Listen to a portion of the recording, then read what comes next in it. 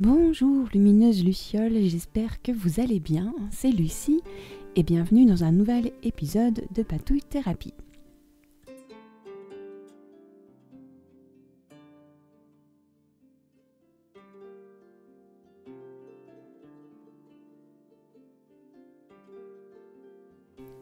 Au programme du scrapbooking et de la magie pour prendre soin de notre maison. Cet épisode est directement inspiré de Molly Roberts qui propose depuis lundi un petit programme de 4 semaines intitulé Homecraft pour réenchanter notre intérieur au sens propre comme au sens figuré. Car notre maison, celle qui a des murs et un toit, n'est autre que la représentation physique de notre maison intérieure, celle qui a un esprit, un cœur et un corps.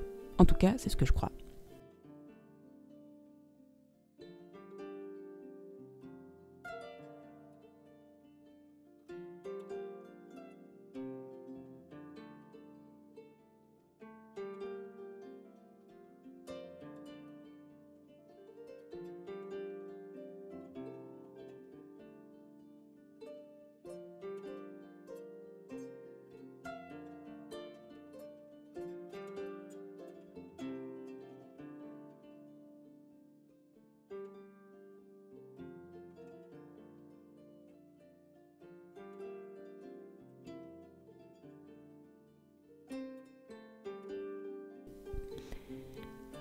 Mais avant d'aller plus loin, un petit mot sur les patouilles que vous me voyez réaliser à l'écran. J'ai fabriqué un petit album façon scrapbooking grâce au tuto de la scrapeuse Miss Mium Mium dont vous trouverez le lien vers la vidéo en barre d'infos. Vous trouverez aussi le lien vers mon dernier article de blog qui s'appelle « Le scrapbooking pour les nuls ». La réalisation d'albums de ce genre est pour moi un vrai défi car c'est le genre de réalisation qui demande de la précision, de la rigueur et de la patience. Alors je possède ces qualités dans une certaine mesure mais pas vraiment pour le scrap.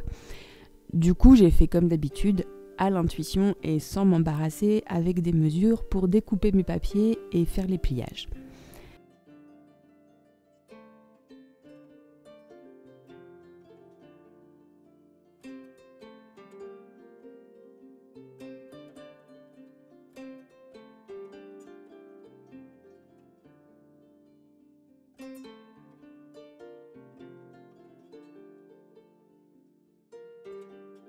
Alors j'aime beaucoup le principe de la reliure en accordéon qui est assez simple à réaliser et je vais donc pouvoir y mettre 4 pages, une pour chaque semaine du programme de Molly.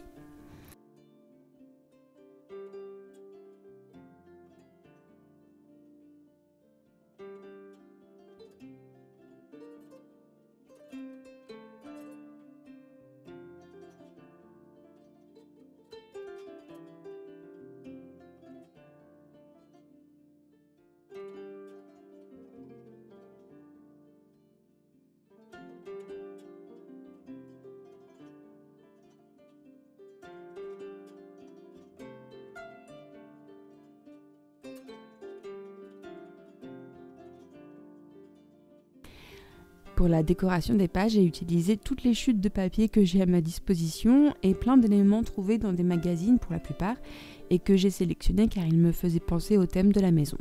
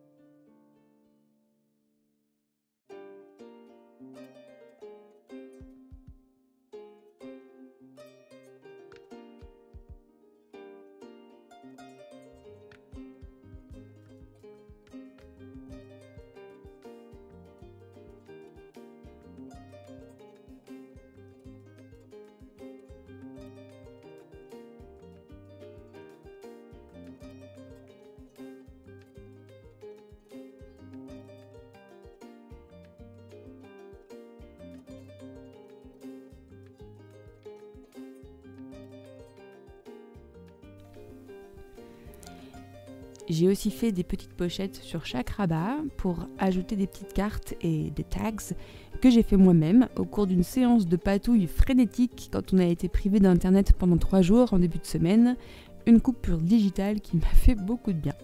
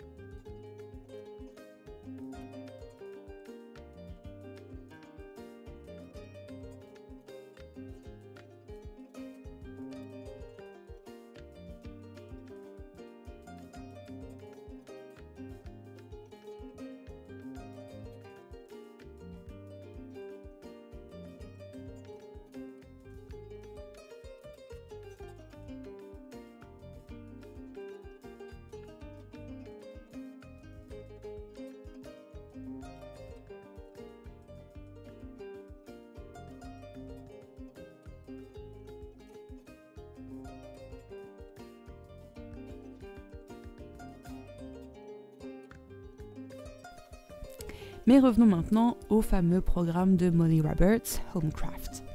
Alors j'adore l'approche de Molly sur cette question car elle mêle à la fois des idées créatives pour enchanter le quotidien, du feng shui et des techniques empruntées au mouvement minimaliste. Mais surtout, grâce à ce programme, on prend conscience que nous ne vivons pas seulement dans notre maison, mais avec notre maison, et que la maison est une entité énergétique et vivante à part entière et dont on doit prendre soin autant qu'on prend soin de nous, de nos parents, de nos enfants et de nos amis. Alors, quelle relation entretenez-vous avec votre maison ? Pour moi, la maison, c'est le refuge, l'endroit où je suis protégée, c'est mon cocon, c'est là où je me régénère, là où je suis créative.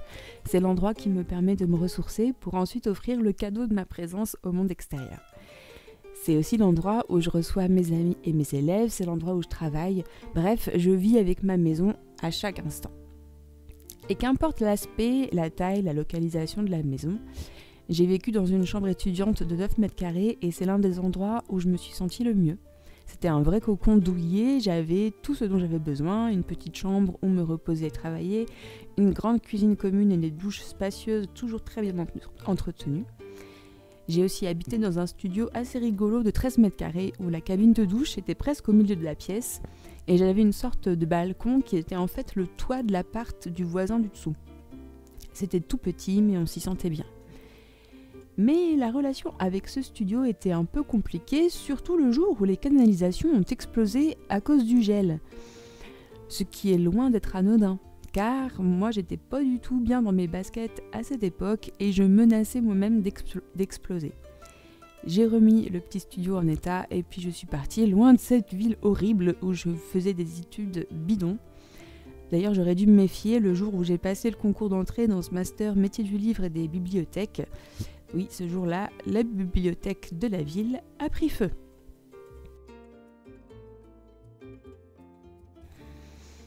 Vivre avec sa maison, c'est une vraie relation de couple. Et d'ailleurs, ça se complique quand on vit en couple, justement, ou en colocation. Quand j'habitais en Irlande, j'ai vécu dans une super coloc, un vrai bonheur. Mais c'était pas facile tous les jours, même si à l'époque, je m'accommodais de tout, ou presque. Et j'étais malade, tout le temps malade, avec des sinusites chroniques abominables. J'avais mal au ventre tout le temps et j'étais complètement fauchée. Et c'est quand j'ai pris conscience que je me négligeais, et donc que je négligeais mes lieux d'habitation, que j'ai commencé à être beaucoup moins malade et un peu moins fauchée. Mais la prise de conscience, ça suffit pas, il faut aussi se mettre à l'action. Or, je me suis vite rendu compte que je ne savais pas m'occuper d'une maison, ni me faire à manger, et encore moins prendre soin de moi. Et un jour, alors que je cherchais un sens à ma vie et que j'avais besoin d'un travail pour payer mes études, j'ai eu la chance d'être employée comme auxiliaire de vie auprès de personnes âgées ou handicapées. J'ai fait ce travail pendant 8 mois. C'était très dur au début parce que j'avais jamais fait ça, et aussi très ingrat parce que c'est un travail très physique mais qui demande aussi beaucoup de relationnel et d'humanité et pour lequel on est payé une misère, mais peu importe. Car finalement, j'ai été récompensée de 1000 manières au cours de cette expérience. J'ai rencontré des personnes incroyables et en prenant soin de ces personnes, j'ai appris à aimer manger, à aimer faire le ménage, à aimer prendre soin de moi et donc des autres.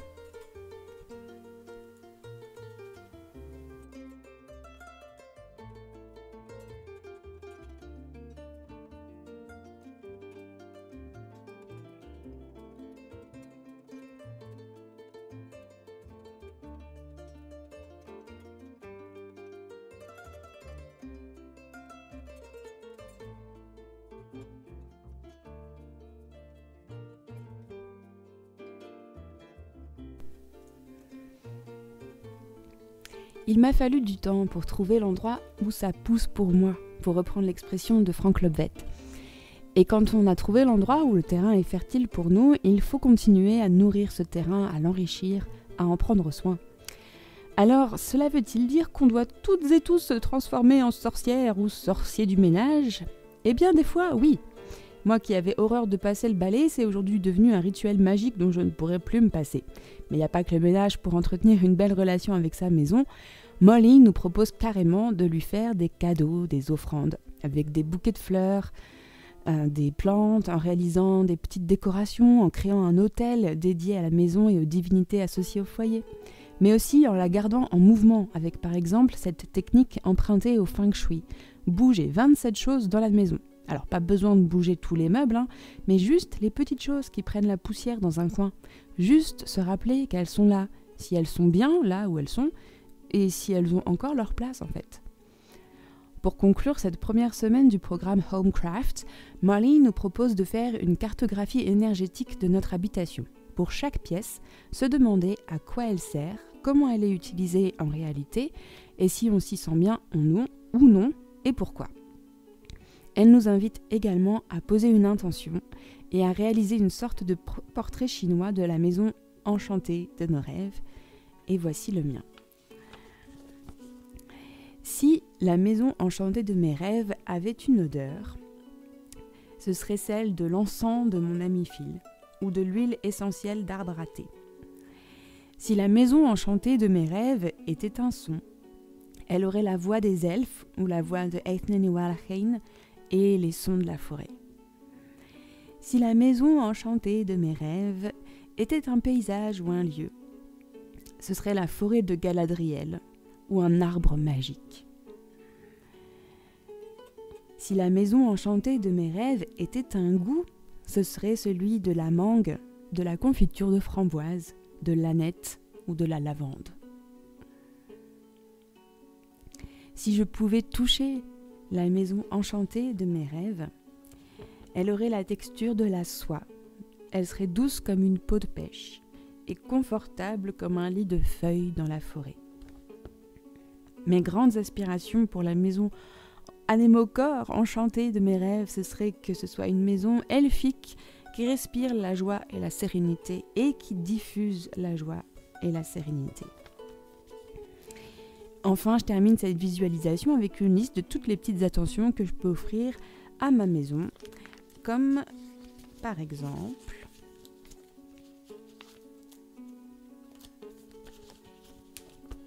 créer un petit mobile avec mes boucles d'oreilles dépareillées, écouter de la belle musique et jouer de la belle musique, trier, ranger, nettoyer, purifier, laver au moins une fois par semaine. Créer un petit mobile avec des vieux CD usagés. Cueillir des fleurs et faire des jolis bouquets.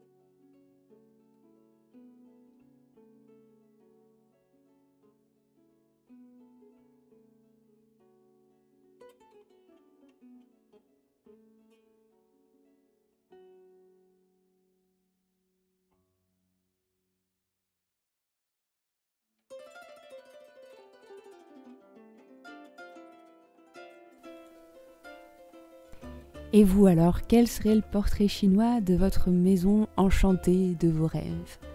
Et quelles offrandes et quels petits cadeaux vous pourriez lui faire à votre maison enchantée de vos rêves? N'hésitez pas à me faire part de toutes vos petites réflexions dans les commentaires. Et puis moi je vous dis à très bientôt pour de nouvelles patouilles. Bye bye.